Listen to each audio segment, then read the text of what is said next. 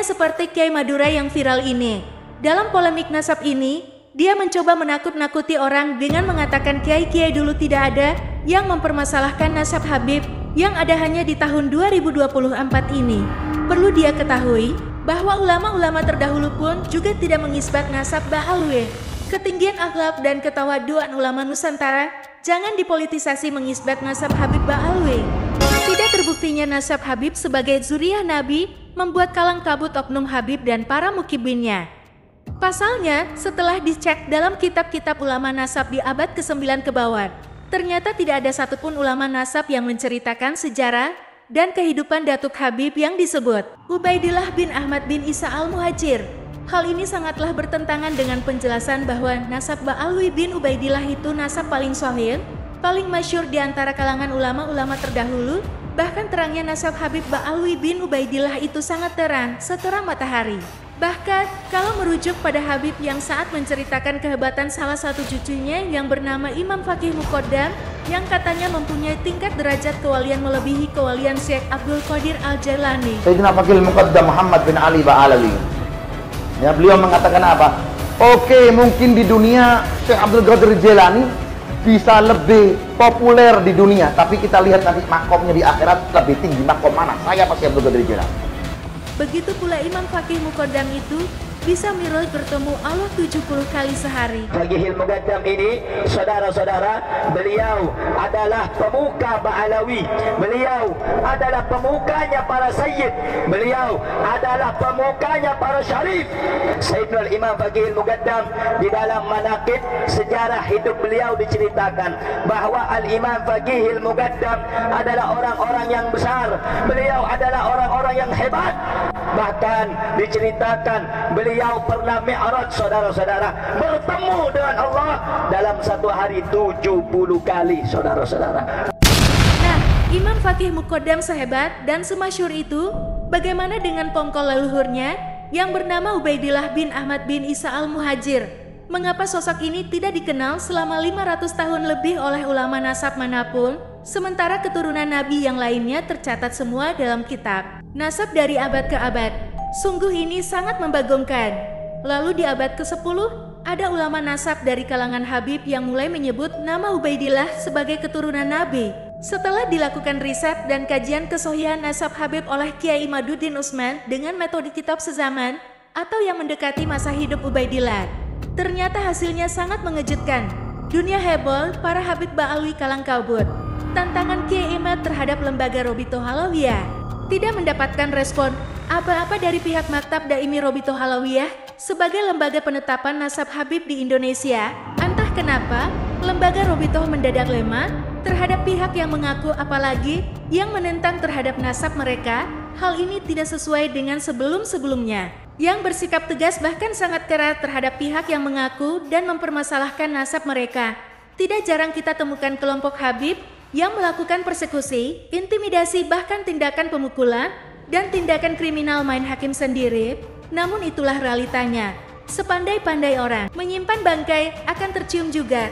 Selain Robito Halawiyah, Habib Taufik Assegaf sebagai ketua tidak menjawab tesis Kiai Imaduddin dengan alasan tesis abal-abal, tidak ilmiah, tidak bermutu dan tidak perlu dijawab. Tapi kenapa mereka justru menframing dan memfitnah dengan mengatakan curut-curut, anak baru kemarin sore dan lainnya?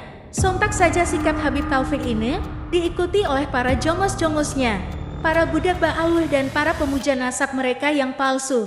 Ada beberapa karakteristik Mukibin Ba'alwi dalam membela nasab tuannya. Yang pertama, dari para tokoh kiai yang berpegangan kepada sikap husnudon saja terhadap ulama terdahulu, yang berpandangan nasab Habib itu sudah syuruh wal ifaduh, itu sih gak salah. Masalahnya syuruhnya mulai kapan? Masalah urusan nasab itu bukan suatu yang ribet dan bukan donde, tapi urusan 1 + 1 hasilnya ya 2. Kalau masih cengkal juga, ayo kalau berani dibuktikan melalui tes DNA. Tapi sayang, haram kata Habib Hanif.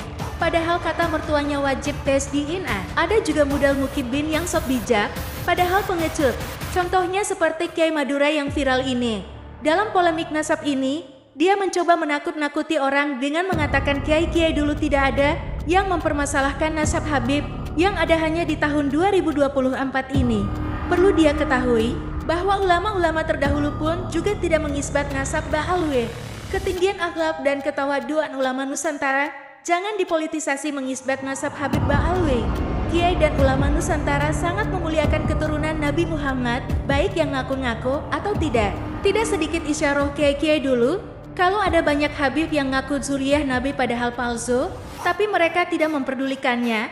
Itulah adab kiai Nusantara dulu yang melayani siapa saja yang datang kepada mereka. Mereka memuliakan. Lagian, dulu, gak ada model Habib kayak zaman sekarang yang syarat dengan jual-jual agama, seakan pemegang kunci surga. Dikit-dikit ngancam gak dapat syafaat, gak masuk surga.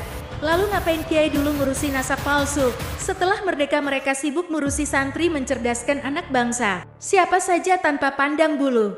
Nah, untuk panjenengan Kiai Haji Holil Yasin Konang Bangkalan, umat sekarang sudah cerdas, janganlah ditakut-takuti dengan sesuatu yang dogmatis. Bicaralah yang realistis, by data. Kalau tidak mending cari tema ceramah, di luar polemik nasab jangan jadi ustadz yang sok bijak, tapi pengecut, ikutan mukun kemudian mundur satu langkah, kemudian berkata, saya tidak ikut-ikutan loh. Daripada panjenengan ikut-ikutan bela nasab Habib, hanya dengan ancam-ancam kualat, masuk neraka, mending panjenengan cerdaskan umat ini dari ceramah-ceramah Habib yang melenceng itu. Oke. Menabi kiai sebenarnya Nabi di Syarifah. Saya bunyi kiai asmana. Tetapi asmana kai. Trong kiai kah? Kacong, nggak batay bagi kiai. Bukan makai, tapi mata. Mata. Kiai, kacong. Orang muliakan ente karena ente punya ilmu. Kalau ente tak punya ilmu, tak punya santri, tak mungkin ada orang mulia. Maka dia akan dilemparkan ke dalam api neraka sebelum orang penyembah berhala masuk neraka. Ini ustadz ini dulu akan dilemparkan ke dalam api neraka. Di antaranya ustadz tak punya akhlak, ustadz yang kurang ajar kepada para habaib. Cinta kepada Habib, cinta kepada Habib, cinta kepada kalian ini adalah fardu. Ingat, fardu, bukan sunnah. Seorang Habib yang gila itu lebih utama daripada ulama amilin. Ada Habib mabuk, ojo dibenci, ojo dibeloi. Kalau sampai tahu ada Habib mabuk, ojo dikasih duit. Kalau beras. Orang yang kurang ajar ke Habib neraka. Nak kau presiden ke, nak kau pejabat apa kelas tinggi kayak apa, kalau kau kurang ajar ke Habib, itu udah jelas pasti masuk neraka. Ini bukan kata saya ya, ini kata Nabi Muhammad SAW. Habib yang nakal, kenapa kaki Habib yang narkoba, yang maksiat, yang nakal, yang kotor dibandingkan kepala kiai yang pakai sorban masih lebih mulia? Kenapa kaki Habib yang maksiat tersebut?